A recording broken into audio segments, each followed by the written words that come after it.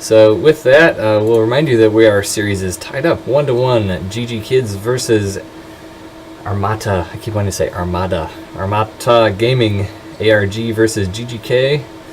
Going into game number 3, it is going to be Shuriken versus Neuro for GG Kids. That's right, and Neuro, he only started playing StarCraft 2 in Season 1 of 2010. He started in Gold and was able to get himself up to Master. And if you like what you see here and you want to see more of him, he does have a stream, and I'm going to post that into chat. If you're just listening to the audio and want to take it down in your brain bits, it is twitch.tv/NeuroStarcraft, and the link goes into chat, so check that out. And any other teams that may be watching this evening, we do appreciate, we always send out, as Delegation said last game, send out requests for information for the players, the teams. We just want to introduce, this is the StarCraft 2 Community Team League, so we want to do everything we can to introduce the players and the teams to the community. Some of these teams are fairly well known, others are not, so we want to do our part to get their names out there. As you said last season, I mean, there were a lot of teams that a lot of people had never heard of to begin with, and some of those teams came out to win. That's right. Well, only one of those teams came out to win, but a lot placed very highly. Yes. And while we're on the subject of introducing people, why don't we introduce ourselves to you? I am at Delegation, and I'm joined by my co-commentator and all-around badass, Mr. WingNetSC. You can find me on Twitter at WingNetSC, also Facebook/WingNetSC, but who uses Facebook anyway, seriously? That's right. We have been your commentators going through the ages. By ages, I mean one season, but that season was very successful. We appreciate the community standing up and making SC2CTL a thing. We'll be here for the duration of Season 2, casting the Master Grandmaster League, so keep your seat warm. We'll be here on Tuesdays and Thursdays at 8 p.m. Eastern, except for this Thursday because we are off. Be going to a hockey game. A hockey game, that's right. Should be, what is that going to be, Game 4? It will be Game 4. Detroit Red Wings versus Boston Bruins. Go Wings. That's right. They're playing right now, so we're giving up watching that to cast these awesome games. That's because we are committed. We are. So, with that said, all those things, let's jump on into game number 3. Alrighty. What do you say? I agree. Alright. Game number 3 on Merry-Go-Round LE. A 4-player map. A non-ladder map, which is pretty cool. If you look at the image online, it is pretty much eye candy. Nice to look at, but in the lower corner, 6 o'clock position, it is going to be our pink first Zerg of the night, representing Team GG Kids. It is Neuro. And in the top left-hand corner, representing Armata Gaming, it's about the 10 o'clock position in the blue Terran trunks. It is Shuriken. I do love that Armata Gaming logo. That's very cool. Both of those logos are pretty cool. You know, I guess Neuro doesn't have his up, but the previous games had those, and they were pretty neat. I guess Foss is saying this is a 3-player ladder map, which I haven't played many of those 3v3s lately, so good to know that. So let's, maybe some may not be as familiar with this map. Let's do a quick overview. It looks like we have a fairly substantially sized main base with a ramp down to a natural that is raised from the ground level. There is some area on the back here for some harassment and whatnot.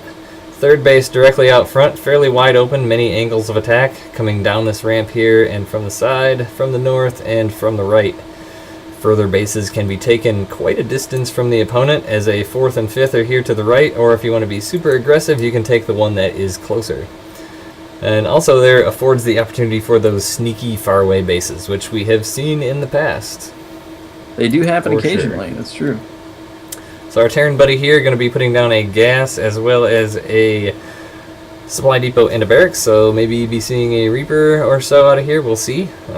Neuro has his spawning pool about half done, fairly normal timings, maybe a little bit early. Yeah, he's doing a pretty safe expansion here. You know, he's getting that spawning pool down. He got it around 14, and is now putting down that hatchery at 16, so that's your standard safe opening there for the Zerg player. Reaper is coming out. I'm actually curious where that's going. He's actually rallying that way to the right side of the map, so he's worried about his Zerg opponent doing one of those remote bases unless he actually ends up controlling this. Oh, looks like he did move the rally point, but I would not be too surprised to see that go out there, but he wants to see the timing of all the things in his base. No gas out of Neuro so far, normal expansion-y type stuff. And with a map this large, he doesn't really need to get gas right away, unless he's really gonna kind of cross his fingers and hold his breath while he's running across the map. The Zerglings are gonna. Oh, they almost took out. Sure, only had about one hit left and pulled back. Yeah, got a little bit overeager with that pullback. So Neuro is going to be sending an Overlord in and seeing the expansion of Shuriken going down and quickly pull that right back. The Reaper is making himself known, and the Zerglings are running their way back to creep. Queen is coming forward to try and shield that low-life Zergling. That Reaper really did want to get that Zergling, though. Yes, it did. He came in pretty deep. Queen now going to go and protect the... well, it looks like it's just going to keep attacking. Yeah, hey, he's got 2 more Queens on the way, so I have a feeling this is going to end up being a creep Queen eventually, as a new Queen is about to pop out in the main, going to get that inject down right away. And I'm surprised, actually, we haven't seen the motionings of a third base start here, given that there's still been no gas. But with the scouts going down, it is keeping him busy and maybe not want to give that quite away. But with his opponent here finishing his second base, you don't want to necessarily stay in those even base situations. That's right, but when you're making that many Queens, you don't really have the money to expand and to get another he time. He does have a lot of Queens going down, another one coming down as well. I wonder if he's possibly... Oh, we had a third command center going down at this big front ramp here as well. So ArG Shuriken is looking to play a macro game here. He has actually been really well about keeping himself defended. Hasn't really let much in, keeping his main ramp defended there, and now going to be using this command center to defend the quite large map out there. But the Reaper at the 3 o'clock position does see that third base going down. Yeah, there was a little bit of a race there. The Reaper was trying to chase down that drone, but he just barely got it down. The Reaper was just outside the zone that he needed to be in to block that, and now he's just going to hammer away. But I mean, it makes sense for Shuriken to kind of be playing aggressively in terms of the economic standpoint, as Neuro doesn't have speed yet. You know, he's just now getting his first gas and filling that up, so there's not really a whole lot of aggressive potential out of Neuro at this point. Yeah, we've got kind of a 1-1-1 going down here as the starport does just finish and switch with the barracks onto the tech lab. So a Banshee coming out here. It's a pretty standard play. Hellions coming out 2x2 from the factory. And Neuro's going to have to start coming up with something to counter this, as his opponent is getting very aggressive. It looks like Roach Warren is going to be the name of the game. Roaches are coming out, and those double evolution chambers are going down. Cloak coming down as well for those Banshees, so it looks like the Cloak will be finished around the time shortly after the second Banshee comes out, so he is going to have to do something to get some detection down here. He's not quite aware of that yet. Still making a lot of drones, 5 more in production, as well as 2 Overlords.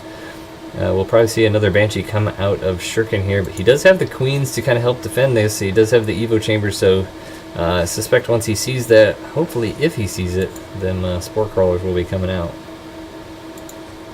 Well, those Banshees are doing some smart pathing, it looks like. He's going to try and keep them out of the range of the vision to maximize the amount of damage they're able to do. And those Roaches are not blocking the ramp. That Queen is cornered. He kind of scouted the path for that Banshee with his ground army there. Does lose 1 Hellion, but they are going to keep pushing the issue with these Roaches, actually doing quite a bit of damage here. Queen's going to come back to try and fill that hole, keeping them back at bay, but that Banshee is on the field now. But there's enough Queens to kind of shoo it away. It does not have cloaking yet, so it's forced to run back a bit. The cloak is about 10 seconds away from finishing, so it will be useful again in a moment, but the Spore Crawlers are going down now. Yeah, Lair is just about to finish too, so he's not too far off from getting those Overseers. The Hellions are going to be quite a bit of a pest, but with the number of Queens he has, he can really do quite a bit of effective defense with the transfuse and the other things coming down here. But they do come in getting some nice hits on some of these drones here, roasting away at some of them. And that whole line goes down. Despite having Roaches and Queens hanging out right there, that's got to hurt a little bit. Yeah, and he does only lose a couple Hellions in that entire engagement, so doing a good job of keeping Neuro busy most of all, going between his 3 bases and killing a few workers. Looking at the workers killed count, it is 9-1. So that's definitely going to be a thing. Looking at the total units, 48 drones to 40 SCVs. So not quite as high as Neuro probably would like to be right now. Now for that defense, Neuro did have to pull those Queens that were supposed to be devoted to just the hatcheries. So that hurt his larva count, which is also going to hurt his drone count, not to mention the amount of drones that he lost in that swing by those Hellions. Looks like Banshees are on their way back across the map, heading this time, looks like towards the lair. There is an Overseer sitting right there, so they might not get a whole lot done. Moving on in though, Cloak goes down, the Spore Crawlers are there, so they will be able to be seen. Queen poking away as well as an Overseer, so they're not really going to get a lot done, but maybe a little bit of scouting just to see what's up. But low in health, Queen's surrounding, so these Banshees are going to see their end of days here. Not before killing 2 Queens, though. And looks like one might be able to get away. There isn't really anything in the main base that's going to be able to chase that down. Oh, but he stopped it! Oh, no! Did end up getting that kill. The Marine there does start shooing away an Overlord, but is able to convert it into an Overseer just before it died to give it that extra bit of HP. Overlords around the map. Honestly, the Creep was doing really good there for quite a while of Neuro, but he kind of stopped spreading it, but he has been pretty busy defending. That is correct. And it looks like Shuriken's kind of getting all the things right now. If you look at his production tab, it's almost the entire screen across. But Neuro does have quite the upgrade advantage right now. I mean, he is sitting at 1-1 right now with 2-2 about half done. Shuriken going for his vehicle upgrades. So... But he's going to be running into Roach Hydra here, and that's going to be pretty effective. Third base is now up and mining for Shuriken as well. The Overseer does spot it, so he knows that's there. So both players once again on even base count. If we look at the income real quick, the income of our Terran player is quite a decent bit higher than our Zerg opponent. So that's a factor that has to be considered as well. The Overseer for Neuro that was closest to the Terran player's base was able to get a Contaminate down on a starport to prevent those dual medevacs from being able to produce. That is the most expensive ability in the game, last I checked. Yeah, there is quite a Roach swell coming out here for Neuro. Looks like 13 and 15 being produced at a time, more and more, all the time more Hydras as well, so it looks like he's gearing up for a big push here as he is approaching 200. Has the supply there, just needs only a few more units to max it out. And Shuriken is going to be hitting a wall of Zerg here. He kind of tried to push during that vulnerable period for Neuro, but didn't really get enough damage done. And now Neuro just has this giant Roach swell with some Hydras to back him up. He's got a huge bank and 50 supply on his opponent. This is not looking great. Yeah, and this is actually a Terran player. Cool move that Neuro is doing here. He's splitting up his forces. Looks like he wants to kind of come in from both sides on this ramp here. There isn't really a whole lot of huge static defense. There's one mine that gets a nice shot there, but moving up the ramp, there's a lot of Hellbats, but the supply depots do not get up. Moving on in, those Hellbats are doing quite a bit of damage, though. Yeah, that's right. That Stim is doing a great job. The Marines are still up. The Marauders are doing damage. One Firebat is kind of derping in the back, but Neuro is continuing to push forward. Contaminate's going down. And he does break the front, so he's moving in. As you said, there was only about 3 to 4, maybe 5 at the most medevacs there, so that was a big factor. Using all those stims didn't really help him out, didn't have the healing power maybe he wanted. But continuing to move up, there is a tank there now with some units in front. The Roaches do target that down. Moving on up, this looks like it's going to be bad news bears for Shuriken as the numbers are continuing to be bolstered of Neuro, continuing to reinforce across the map. Roaches tanking in front for those Hydras, doing big damage in the back with that +2 attack upgrade. Shuriken gets a little bit of a reinforcement of his infantry, but is GGing nonetheless. GG. So, I mean, let's be honest. In a lot of games, we don't see Contaminate all that often. No. So, and even delaying the amount of medevacs by 2 to 4, you know, if you're actually on top of it, because let's be honest also, I mean, these are Master Grandmaster players here, so better than your average bears. But you can also, in the heat of battle, forget to go back and re-queue some more if you say, okay, it's contaminated, I'm going to have to go away and do something else for a minute. So, you know, adding that extra layer of complexity into that could have, given the outcome of that major battle, there wasn't really a lot left on either side. Could have played a bit of a factor, I think. That's right, and I think that part of the reason that he chose to do that is that there was only the one starport. It did have the reactor on it, so he was trying to dual produce those medevacs, get double the bang for the buck, or at least the building. So Contaminate was a very juicy pick there, especially with an infantry-based army. You know, it is an expensive ability. It doesn't slow your guy down too badly, but you know, with only the one starport, it is going to limit the number of medevacs he's able to get out, and as you can see, that did make an impact in that final battle. So it looks like Neuro knew what he was doing the entire time, isn't afraid to get rid of that Overseer energy, and let that be a lesson to you.